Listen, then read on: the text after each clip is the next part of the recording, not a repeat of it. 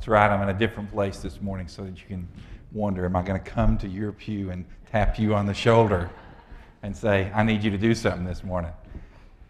This has been one of those weeks in which the sermon has sort of been floating around hither and yonder. I will tell you an interesting story. Yesterday morning, I was having a dream that I was preaching the best sermon that had ever been preached in the world. The choir was flooding down out of the choir loft. They were kneeling at the altar. Things were going great, and David called me on the phone and woke me up. So I don't know exactly how that sermon was going to end in that dream, so I'm hoping that today I'm going to channel some of that sermon for you. It was a good one. It was good. But, today's sermon is going to be as much about looking at what we are called to do as Christians as it is about how we can get involved and do those things. Sometimes there's a disconnect between the words I say maybe and you leaving, well, what am I supposed to do with that? When you leave here today, I don't think you're going to be able to say, what am I supposed to do with that? Because I'm going to give you a variety of options of what you can do with some of the things I'm going to be talking about. There was a variety of scriptures that I was pondering. I settled on this one in the middle of the night. I thought I really should have used another one. But this particular passage, the Great Commission, is one of those great passages in Matthew's Gospel that sort of lays out what the church as a whole is about. And we're about to go ye in all the world, make disciples. And that word disciple is one of those words that sometimes is difficult to wrap your mind around. But for me, a disciple is someone that does the things that Jesus wants them to do. A disciple is someone that follows after the master. A disciple is someone that decides that whether it's convenient for them or not, if that's what God wants them to do, they're going to do it. And the church has been put here to make disciples. We've been put here to help people to understand what their role in the grand scheme of things is. If you look over in Ephesians, in chapter 4, around verse 11, it talks about the role of the pastor. And it says the pastor is here basically to equip disciples to do their job. And so when we think about how things work in the church, oftentimes it's a top-down model. Preacher, if you'll do that for us, we'd appreciate it. But somehow, that's just the top. We got to remember that there's a down part of it as well. That somehow the ministry has to flow downward. It has to flow into the pews and then from the pews out into the community. And we as a church have to understand that we have to be willing to do the things that we feel God is calling us to do.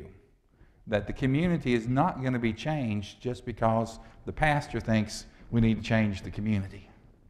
If we the people, if we the church don't begin to feel that, then we're not going to see that kind of change happen.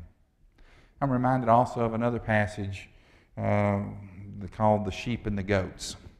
In that passage, if you remember, Jesus is sort of telling this story, and in the story it talks about, I was hungry and you fed me. I was naked and you clothed me. I was thirsty and you gave me something to drink. I was sick and you visited me. I was in prison and you visited me. I was without home and you gave me a place to stay. And the disciples said, Lord, when were you all those things?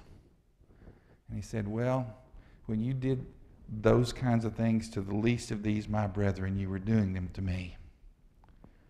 And there's a connection then between the people that are hungry and the people that are thirsty and the people that are homeless, and the people that are all those things that are mentioned, and Jesus. He is with them. He is with those people that struggle. He is with those people that need the shelter, those people that need the food, those people that need those things, so that when we minister to them, we are in reality ministering to God, doing the things that God has called us to do. These are the thoughts that have been percolating this week. These are the passages that have been going through my mind. And at the Now team meeting this past Monday night, I shared what I felt was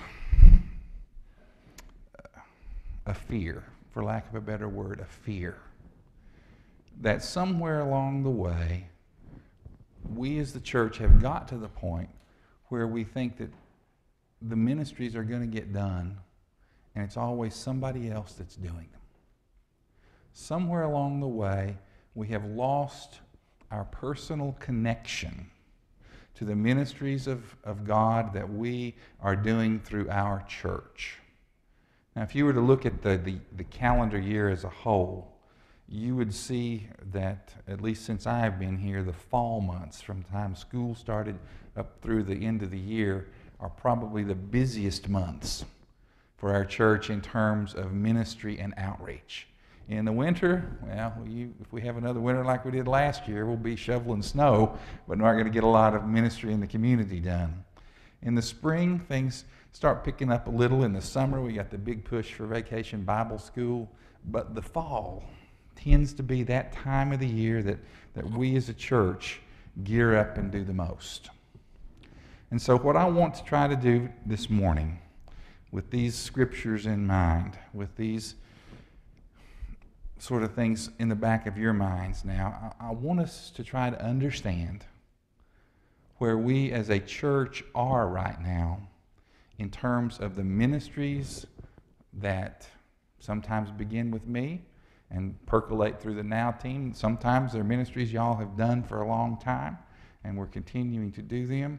But there are a series of ministry opportunities that we as a church are putting forth into our community in the weeks and months ahead that can make a positive impact upon people. And it's important for us to catch the vision for what can be done to make a difference in someone's life. In your bulletin today, there's a thing called a sermon response form. I was able to get this off the computer before it died, and I realized this morning after I printed them that one of the things I left off was a place for you to put your name. I'm seriously wanting you all to take a look at this as we go through what I'm fixing to go through and talk about the ministries. And I want you to take some ownership. I don't expect you to check every box on this sheet. But if you feel the Lord is leading you to get involved in one or more of these ministries, now's the time to let us as a church know so that we can begin planning and seeing how we're going to make this ministry come together. Because these are the visions that our Now team and that I have been mulling and working on and sharing with one another. And I want to share this vision for ministry with you this morning. We're going to start with one that is already upon us. It began yesterday. The Powell Valley Primary School Backpack Project. Y'all may call it something different there, but that's what we call it here. We go and we collect food.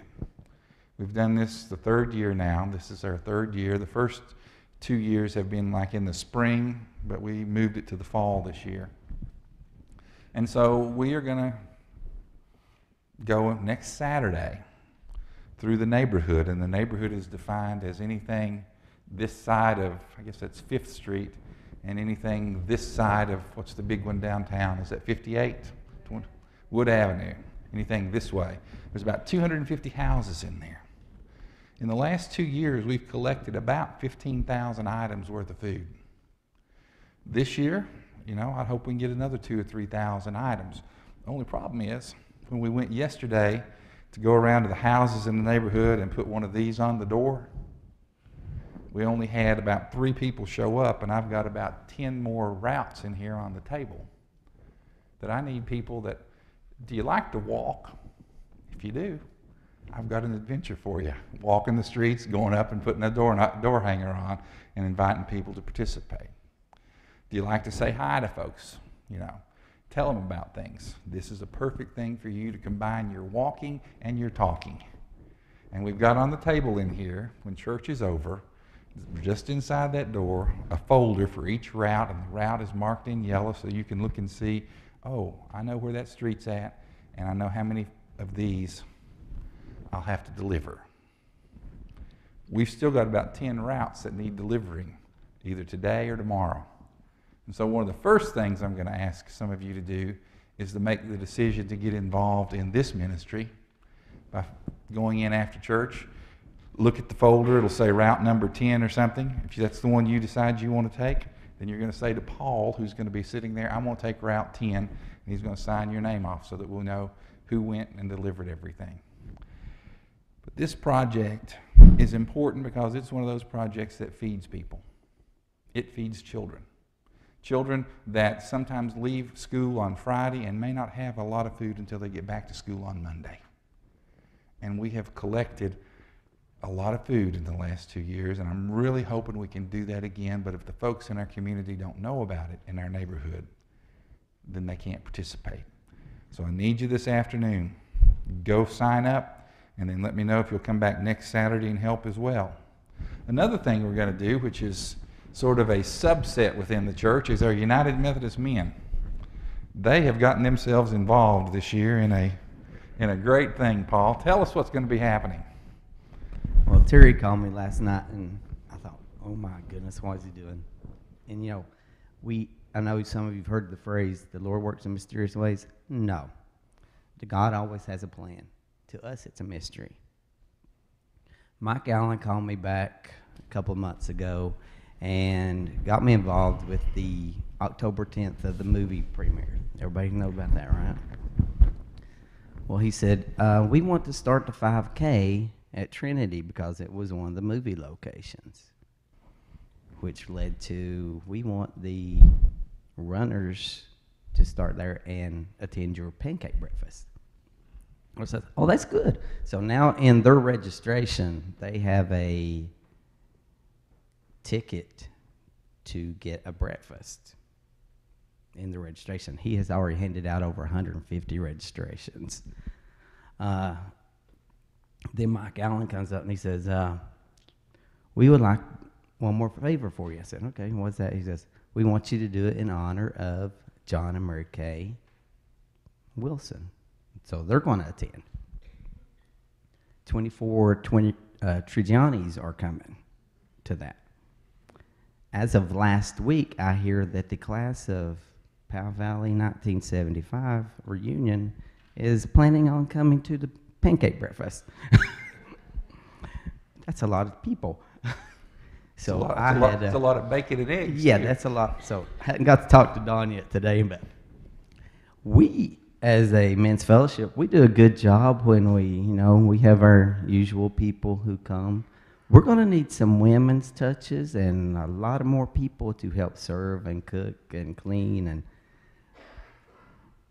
all I can say is this is the Great Commission from me. We need your help.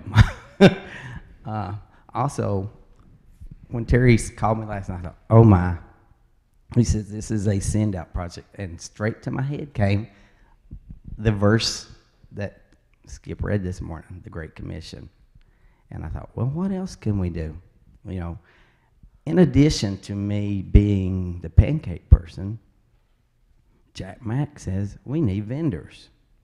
Well, Wise Fofling is having their big shindig that weekend too at Wise. He says it's going to be hard to get vendors. Well, I've already got 16 people, trucks and vendors and churches that have agreed to sell food that weekend. But I'm thinking we need to maybe hand out water because this is going to be like extravagant. It's going to be like a state football game with max number of people because that evening after the parade, the McChesney goes through and they've already got 5 bands and 13 floats that have agreed to do the parade. That evening at about 7, they're going to close off Wood Avenue and have a huge block party with a DJ and food. And I'm thinking if we have water to hand out with Trinity's name on it, or I've talked to Nancy. Might not get the name on it, but we can get water, I bet. Mutual is going to be open, so I'm going. If you would like that for a concession area, that will help even you or David with the VBS thing. Okay. Sounds like you've got more plans than what I had planned. God works on me on the weekend. Monday through Friday, I'm totally dedicated. My brain is on school. Saturday and Sunday. So he sets aside time for the Lord. Lord, talk to me Saturday, talk to me Sunday. We all need to have a set aside time that the Lord can talk to us. And he's talked about water. Well, the next thing we're looking at is the Mountain Empire Community College bottled water giveaway. I was thirsty, and you gave me something to drink. I've lost track of how many bottles of water we've given away in 3 years. I'm thinking it's somewhere in the 5,000 to 6,000 range. Hopefully we can give away another 2,000 now, and Paul has challenged us to come up with more to give away the weekend before. I think we can do it. So we need folks to volunteer to bring water. More importantly, it'd be nice to have somebody in charge of this event other than me. Perfect opportunity for a layperson to step forward and say, you know, I can corral all this and make all this stuff happen. So the bottled water giveaway coming up at Home Craft Days, look there. There's ways to get involved. You don't have to get involved in a way that makes you uncomfortable, but we need volunteers there the day of the event to be the smiling faces that are willing to tell people, you know, here's a bottle of water, and Jesus loves you. Here's a bottle of water, you know, come and take part in the events of our church. Here's a bottle of water.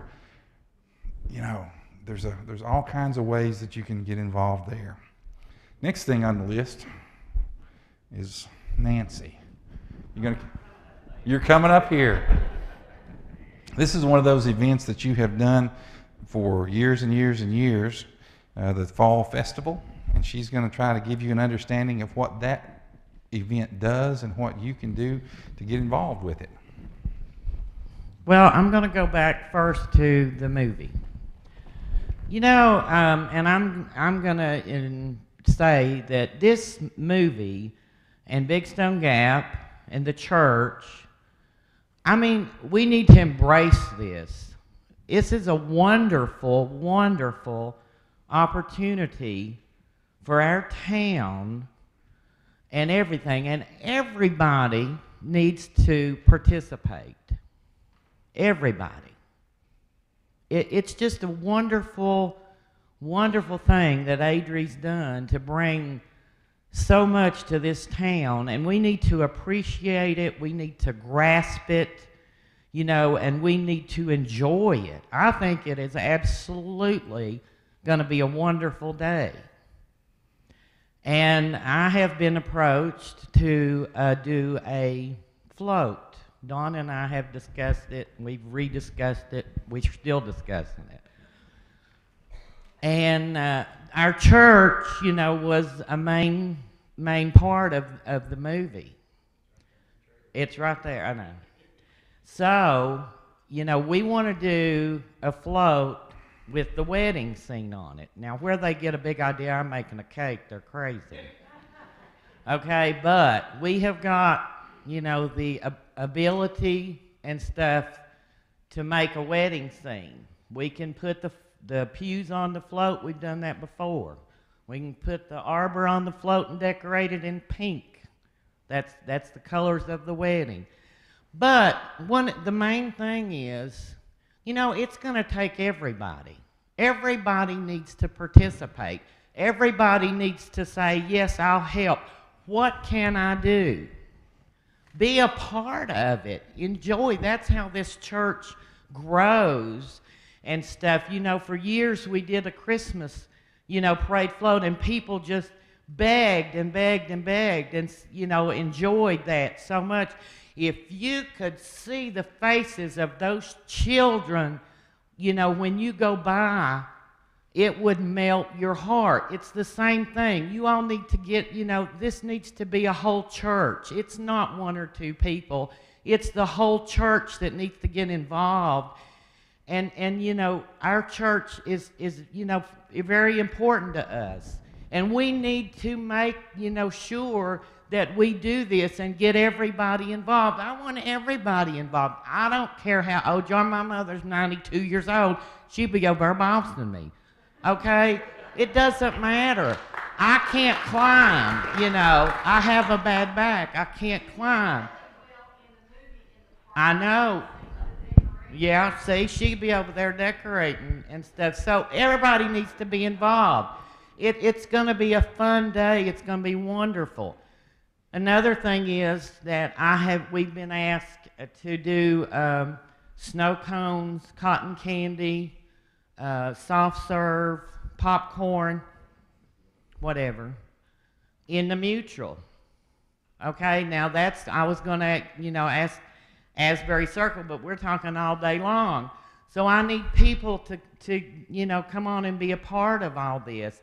Be a part of what's going on, in your town, and be proud and participate and make it a wonderful thing. And that visitors that come, there are going to be people here from everywhere, people.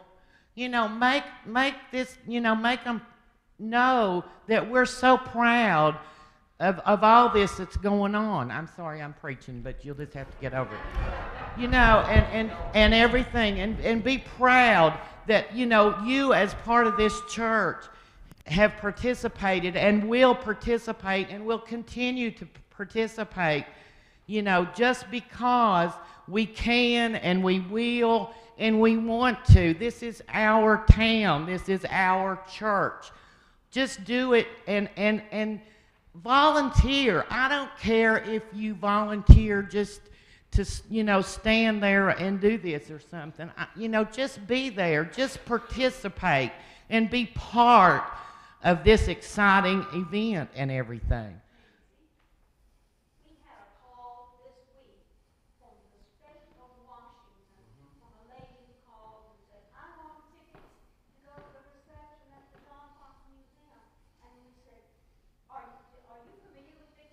No, I just love her books, and I've always wanted to come to Big Stone Gap, and I'm bringing my mother, and they're driving all the way across. She's also running the 5K. All the way. Yeah.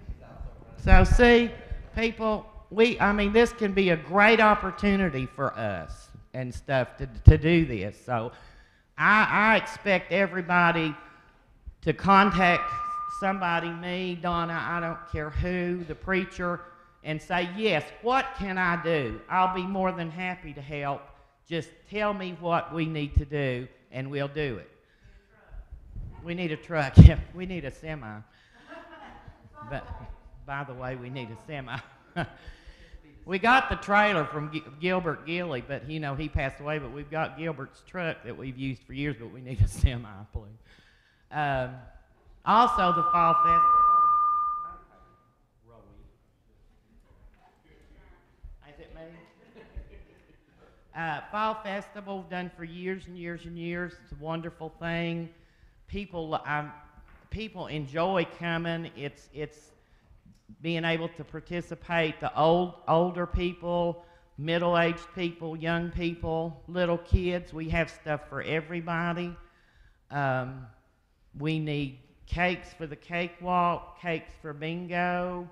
We're going to have potluck dinner. Everybody needs to come and participate. As I've always said, it's a wonderful time of fellowship. We have music. We have dancing. We are going to try to have a cornhole contest. If I can find somebody that knows how to run a cornhole contest. If you do, you need to let me know. Huh? And so I need to, Adam can do that. I need, Oh, okay. Well, I need cornhole boards. But, we did that a couple of years, and it really worked out real nice. And the adults would bring their kids, but then they'd have they would do the cornhole, and they seemed to really enjoy it. So, yeah. So, all that stuff you need to let me know, or somebody know, but preferably me. But we need cakes for cakewalk. I need volunteers. We're going to have the, potluck, so I need volunteers to help with that setup. And I also need Paul, the men, Methodist men, and the Kelly Sunday School class, and whoever else wants to donate any money for jumpies. I need a jumpy, blow-up jumpy for the kids, this big slide that Kathleen can go down.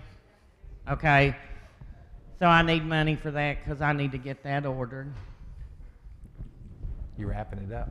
No, well, I don't know yet. So that's pretty much it. But I'm going to tell you something. I want to see all these faces here and participating in everything. I think it's well worth your time, well worth your effort. It means a lot, and there's something for everybody to do.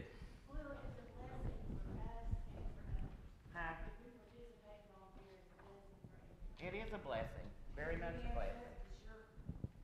Huh? T-shirts to wear that day. I'll have to work on that one. I got the mic. Hey, listen, you called me and asked me.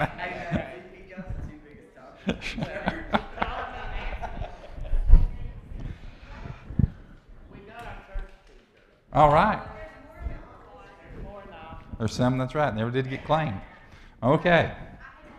One more thing. After the movie is seen, and because the wedding scene is there, Adri said there might be some visitors that come to our church.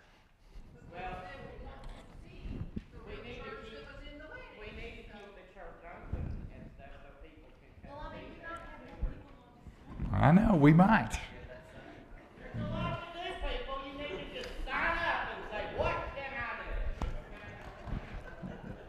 Moving right along.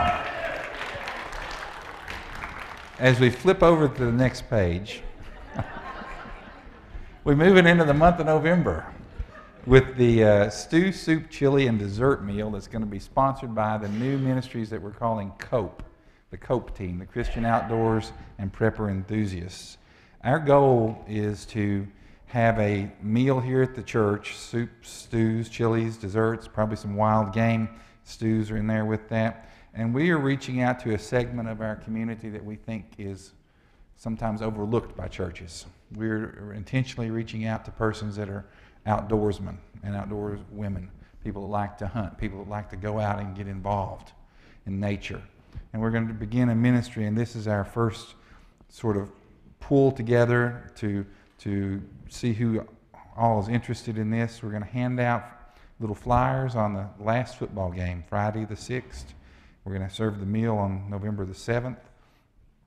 You can see what's involved. Ultimately, we're trying to raise enough funds so that we can bring in a Christian speaker for an event where we would have a wild game dinner and make it open to the whole community and have a Christian speaker come in and talk about his or her faith in Christ and how that ties in with their love for the outdoors. We feel that this is a good ministry opportunity. And so we're going to begin with that kind of preparation with that event there. Also, the Great Cookie Caper. This is our fourth year. I've lost track on that one. We need folks to make cookies. And this is basically simply a way in which we let some of the folks in our community, doctors and firemen and policemen and various other persons like that, know that we appreciate the ministry that they do, what they do to help people, what they do for our community. So this is sort of a thank you kind of thing. And so we collect the cookies, put them together, and take them out. Our Kids in Christ, they meet the second Sunday of each month, and we need teachers, meal preparers, lead the music, teach a craft, lead the recreation, help as an assistant, and on all of these, pray for the event. We also are involved in the Wise County Food Bank. They need volunteers. They need us to purchase special food to be given away like we did with the peanut butter, which we're going to be taking once we do all the stuff next weekend.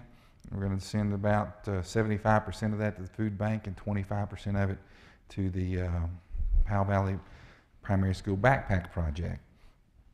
A new ministry that we're trying to get off the ground is something called the Suds of Love Laundromat Ministry. This is a chance for us as a church team of 6 to 10 people to go down to the laundromat for about 3 hours on a prearranged day that's been advertised, and on that day, anybody that comes in as an individual will pay to wash and dry 3 loads of their clothes or 5 loads for a family. We'll have some snack foods, but more importantly, we'll have 3 hours where we can sit and talk to people and see what's going on in their lives and give us an opportunity to share the love of Jesus Christ. And so, when you look at as a whole at these things, there's a lot of ways that we are feeding people, that we are trying to get in communication with people to share Jesus' love. There's a lot of ways that we're involved to make the lives of the people in our community better. I cannot do that by myself. I cannot reach out and touch the number of lives that we as a church together can touch. We have been called to make disciples. And if you want to become a disciple, one of the first things you're going to have to understand is that is going to be, you are going to be called upon to get involved. You are going to have to take that first step and say, okay, preacher, I'm going to get involved with this ministry. Okay, preacher, you've convinced me that this might make a difference in someone's life, and I want to be there to see that happen. This is the vision that I am casting for our church for the next few months. This is the vision that the Now team has been discussing with me. This is what we feel our church can do to make a difference in the lives of people. And I need you to get involved. I need you to understand that God might be tapping you on the shoulder and saying, I need you to go forth. God calls us, and we have to respond. And so, I'm wanting you to fill this out. Hopefully you've been looking at it as we go along, but before you leave this church today, I've got the little blue basket here. I'd like you to come forward and put your response in here as we sing our final hymn.